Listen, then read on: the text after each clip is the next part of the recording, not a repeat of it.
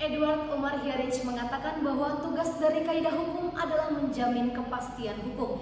Assalamualaikum warahmatullahi wabarakatuh. Shalom, Om Swastiastu, Namo Buddhaya, dan salam kebajikan. Dewan juri yang terhormat serta para pemerhati hukum, perkenalkan kami dari tim Antasena menduduki standing position kontra atas mosi perdebatan kali ini dengan komposisi tim yaitu saya Puput Aurelia selaku pembicara pertama akan memaparkan argumentasi utama, landasan historis dan landasan filosofis. Dwi Arsi Wahyuni selaku pembicara kedua akan mengoptik lebih dalam argumentasi dalam pandangan teoritis dilengkapi dengan data dan fakta. Dan Galang Fadilah selaku pembicara ketiga akan menyempurnakan argumentasi melalui tataran sosio-empiris serta rekomendasi. Pada mosi perdebatan kali ini secara tegas kami menolak dengan berlandaskan pada dua argumentasi utama. Pertama adalah penerapan hukuman kebiri tidak berbanding lurus dengan penurunan angka kasus pelecehan anak, dan yang kedua adalah ketidaksiapan pemerintah Indonesia dalam membuat regulasi hukuman kebiri yang komprehensif. Dewan juri yang terhormat, hukuman kebiri yang diberlakukan di Indonesia adalah hukuman kebiri yang diatur dalam pasal 81 ayat 7 Perpu nomor 1 tahun 2016 dan peraturan pelaksananya dalam PP nomor 70 tahun 2020.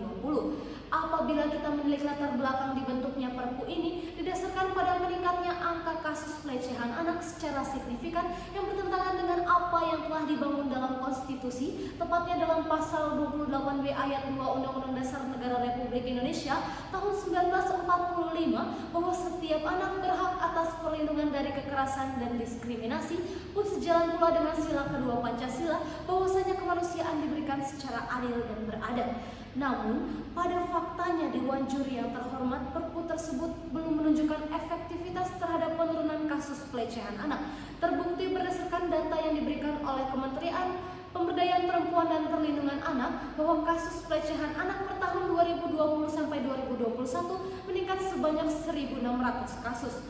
Pun dalam PP nomor 70 tahun 2020 justru tidak memberikan solusi karena nyatanya masih terdapat banyak kekurangan yang belum dirumuskan seperti SOP, dosis, intensitas, dan kekosongan penyuntikan kebiri kimia menunjukkan ketidaksiapan pemerintah Indonesia sehingga menimbulkan ketidakpastian hukum. Maka dari itu Dewan Juri yang terhormat, untuk memperkuat standing position kami, berikut kami ajukan proposal solusi yang berpijak pada konstruksi berpikir dari Lawrence Friedman bahwa secara legal substance menghapus frasa tindakan kebiri kimia dalam pasal 81 ayat 7 Undang-Undang nomor 17 tahun 2016 serta membentuk Permenkes tentang teknis rehabilitasi pelaku pelecehan anak. Secara legal structure mengoptimalkan peran P2T P2A dalam mendampingi anak korban pelecehan, dan secara legal culture mengadakan sosialisasi pentingnya perlindungan anak kepada orang tua dan para guru. Sekian dan terima kasih. Ecum et bonum est lex legum. Apa yang adil dan baik adalah hukumnya hukum. Assalamualaikum warahmatullahi wabarakatuh. Shalom, Om Swastiastu, Namo Buddhaya, dan salam kebajikan. Dewan Juri yang terhormat serta para pemerhati hukum yang arif dan bijaksana melanjutkan gagasan argumentasi yang telah dibangun secara kokoh dan komprehensif oleh pembicara satu dari tim kami dengan ingin saya tekankan secara tegas dan lugas menolak mosi perdebatan kita pada kali ini, yakni efektivitas hukuman kebiri terhadap pelaku pelecehan anak yang dapat dilihat dari dua sudut pandang, yaitu efektivitas yang tidak dapat diukur secara konkret dalam pelaksanaan kebiri serta belum siapnya pemerintah dalam mengatur ketentuan kebiri, sehingga unsur dari tujuan hukum yang dikemukakan oleh Gustav Rahbu bahwasanya hukum harus mencakup keadilan, kepastian, dan kemanfaatan tidak terjamin. Dewan Juri yang terhormat, penerapan kebiri kimia sejatinya membutuhkan pembiayaan yang relatif mahal, di mana PP nomor 70 tahun 2020 tidak secara eksplisit menyebutkan besaran anggaran yang dikeluarkan dalam pelaksanaan kebiri kimia, sejalan dengan yang dikemukakan dokter spesialis urologi Dr. Ari Rojani SPU bahwasanya tindakan kebiri membutuhkan pembiayaan dengan kisaran 700.000 sampai dengan 1 juta rupiah untuk sekali pemakaian, serta penyuntikan kebiri hanya berlangsung dalam kurun waktu yang sementara. Lalu, apabila kita ingin melihat langkah kebijakan yang jauh dapat diukur, seharusnya pemerintah lebih berfokus pada penyaluran dana terhadap rehabilitasi pelaku.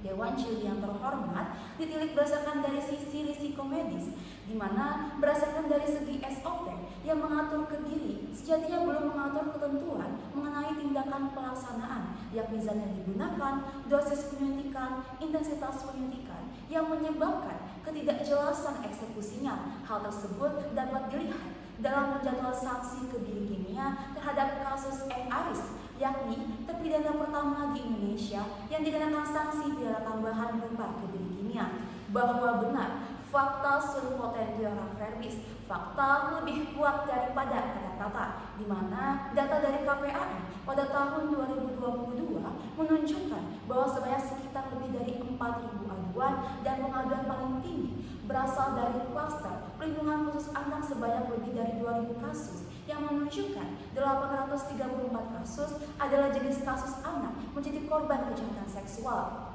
Hal ini mengindikasikan bahwa kebiri kimia belum mampu memberikan jaminan terhadap penurunan tingkat pelecehan anak, yang juga menunjukkan belum adanya realisasi yang dapat diukur karena pelaksanaannya belum dieksekusi sampai berakhirnya pidana pokok dijalankan.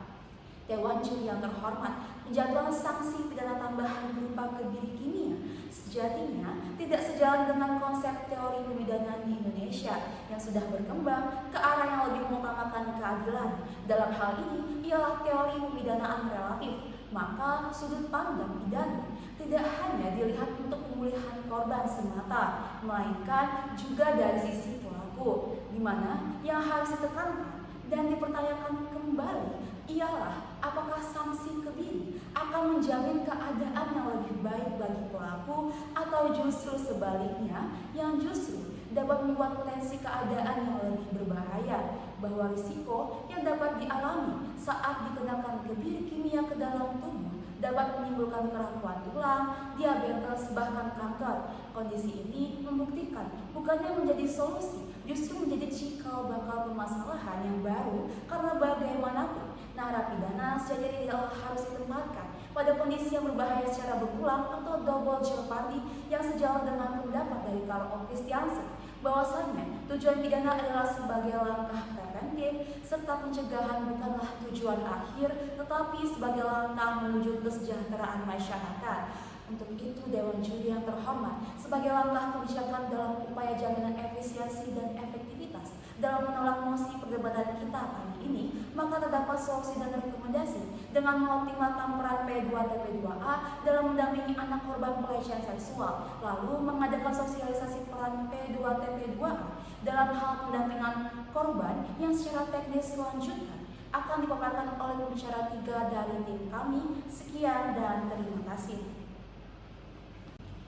Aristoteles berkata, meskipun hukum sudah dituliskan, bukan berarti hukum tak dapat diubah. Assalamualaikum warahmatullahi wabarakatuh. Shalom, Om Swastiastu, Namo Buddhaya, salam kebajikan. Dewan Juri yang terhormat, izinkan saya melanjutkan gagasan argumentasi yang telah dibangun secara kokoh dan komprehensif oleh pembicara pertama dan pembicara kedua. Sekali lagi saya menegaskan kembali bahwasanya kami menolak secara tegas dan lugas mengenai mosi perdebatan kali ini karena berdasarkan data dari World Rap Statistik pada tahun 2023 terdapat 10 negara dengan angka kasus pelecehan seksual tertinggi di dunia.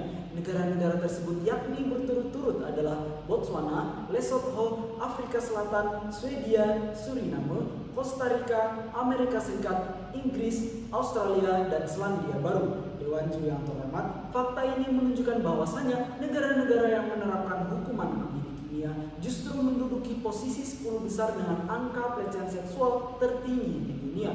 Oleh karena itu, sejatinya kebiri kimia tidaklah efektif dalam menurunkan angka pelecehan seksual di Indonesia maupun di negara lainnya.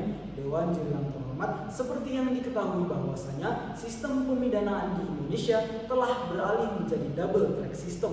Double track system adalah sistem yang menerapkan dua jenis sanksi, yaitu sanksi pidana dan juga sanksi tindakan. Tetapi jika menilik kembali penerapan sanksi tindakan atau matrigel berupa kebiri kimia pada pasal 81 ayat 8 Undang-Undang Perlindungan Anak, telah terjadi double punishment karena sanksi pidana dan tindakan dalam Undang-Undang Perlindungan Anak merupakan bentuk pembalasan terhadap pelaku. Hal tersebut jelas bertentangan dengan double track system yang dimana sanksi tindakan harusnya berorientasi untuk memperbaiki pelaku, bukan memberikan penderitaan kepada pelaku. Oleh karena itu, perlulah pembaharuan hukum untuk menangani tingginya angka pelecehan seksual tanpa harus menerapkan hukuman kebiri kimia. Lex semper debit remedium, hukum selalu memberi obat. Dengan demikian Dewan Juri yang terhormat, dengan menerapkan teori legal sistem oleh Lawrence Friedman, proposal solusi yang kami tawarkan agar pelecehan seksual terhadap anak dapat menurun secara signifikan, yaitu secara legal substance. Pertama, menghapus ketentuan kebiri kimia dalam pasal 81 ayat 7 Undang-Undang Nomor 17 Tahun 2016 beserta peraturan pelaksananya. 2. Mengatur ketentuan rehabilitasi pelaku pelecehan seksual di dalam peraturan Menteri Kesehatan yang di dalamnya berisi mengenai: pertama, penunjukan lembaga atau institusi untuk melakukan rehabilitasi. Kedua, pengklasifikasian klinik rehabilitasi yang akan diberikan kepada pelaku. Klinik rehabilitasi tingkat rendah. Klinik ini berisi bagi pelaku yang tidak terlalu berpotensi untuk mengulangi pelecehan kembali. Selanjutnya, jangka waktu rehab di klinik tingkat rendah yaitu selama 1 hingga 5 bulan. Kemudian yaitu klinik rehabilitasi tingkat menengah. Klinik ini berisi bagi pelaku yang berpotensi untuk melakukan pelecehan kembali. Jangka waktu rehab di klinik ini selama 6 hingga 14 bulan. Dewan Juri yang terhormat, pengklasifikasian ini berdasarkan prinsip model Risk Need Responsibility atau RNR yang juga diterapkan oleh Singapura dalam melakukan rehabilitasi terhadap pelaku pelecehan seksual. Prinsip ini menyatakan bahwasanya pelaku yang dinilai resiko untuk mengulangi kejahatan yang tinggi harus menerima pengawasan dan perawatan yang lebih intensif. Dewan Juri yang terhormat, berdasarkan data dari Statista Research Department pada tahun 2012, korban pelecehan seksual terhadap anak di Singapura berjumlah 70 anak. Kemudian pada tahun 2014 menurun menjadi 56 anak, sehingga implementasi prinsip RNR dalam rehabilitasi dapat pula diterapkan di Indonesia. Kemudian secara legal structure, pertama, optimalisasi lembaga pusat pelayanan terpadu pemberdayaan perempuan dan anak atau P2TP2A yang terdapat pada setiap daerah dengan melakukan penambahan anggaran dana bagi P2TP2A melalui dana APBN, APBD atau sumber dana lainnya. Kemudian optimalisasi P2TP2A melalui perekrutan sumber daya manusia terutama di bidang konselor, psikolog, dan advokat pada P2TP2A di berbagai daerah. Selanjutnya secara legal culture. Pertama, sosialisasi mengenai tugas dan wewenang P2TP2A kepada masyarakat di tingkat kelurahan agar masyarakat dapat mengetahui peran P2TP2A secara fisik maupun non-fisik untuk menangani kasus pelecehan seksual terhadap anak. Kedua, sosialisasi peran orang tua dan guru terhadap perlindungan anak di tingkat kelurahan bagi orang tua dan di tingkat SD hingga SMA bagi guru. Sekian dan terima kasih. Dewan Juri yang terhormat serta para pemerhati hukum yang arif dan bijaksana, tibalah kita pada bagian akhir dari mosi perdebatan kali ini. Sekali lagi kami dari tim Antasena dengan tegas dan lugas menyatakan penolakan atas mosi perdebatan hari ini dengan duduk argumentasi bahwasannya hukuman kebiri tidak efektif diterapkan terhadap pelaku pelecehan anak. Hal ini dibuktikan dengan meningkatnya angka pelecehan seksual pada anak pasca dikeluarkannya Perpu Nomor 1 Tahun 2016 sesuai dengan data yang disajikan oleh Kemen PPA dan KPAI. Walaupun hukuman kebiri yaitu kebiri kimia ini baru diterapkan di Pengadilan Negeri Mojokerto, tetapi apabila ditelisik lebih jauh, pemaknaan kata efektif tidak hanya dinilai dari menurunnya angka kasus di lapangan, namun dapat ditinjau dari sisi lainnya seperti bahwa penyuntikan kebiri kimia ini hanya bersifat sementara, sedangkan zat anti-androgen menimbulkan efek samping yang luar biasa bagi pelaku sehingga tidak sejalan dengan double track system yang diterapkan di Indonesia. Dewan Juri yang terhormat, selain daripada itu, pemerintah Indonesia belum siap untuk merumuskan kebijakan ini dikarenakan masih terdapat banyak kekurangan seperti dosis dan intensitas penyuntikan, SOP, dan yang paling penting adalah eksekutor kebiri kimia, sehingga hal ini menimbulkan kekosongan hukum dan tidak sejalan dengan salah satu tujuan hukum yang diuraikan oleh Gustav Radbruch, yaitu kepastian hukum, pun tidak sejalan dengan sistem pemidanaan di Indonesia yang telah bergeser menjadi utilitarian, bahwa tujuan pemidanaan atau Doodlerstraf memiliki fungsi pencegahan dan perbaikan tingkah laku pelaku, sehingga di sini kami menawarkan proposal solusi yang komprehensif, yakni merehabilitasi pelaku yang teknis pelaksanaannya akan dimuat dalam Permenkes dan kemudian mengoptimalkan peran P2TP2A dan menyosialisasikan pentingnya peran orang tua dan guru dalam melindungi anak-anak dari pelecehan seksual. Akhir kata, Henry Ward Beecher mengemukakan bahwa hukum bernilai bukan karena itu adalah hukum, melainkan karena ada kebaikan di dalamnya. Sekian dan terima kasih. Wassalamualaikum warahmatullahi wabarakatuh.